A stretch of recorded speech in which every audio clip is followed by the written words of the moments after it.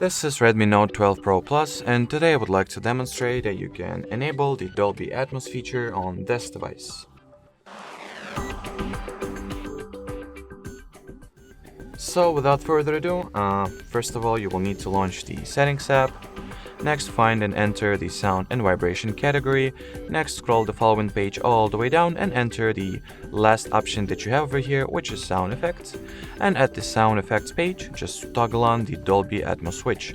And from here, if needed, you can change the preset that is being currently used. I recommend that you stay at dynamic one, so the system will automatically tailor the options and preferences of the Dolby Atmos to whatever is that you're currently doing, so you will not have to manually switch things around.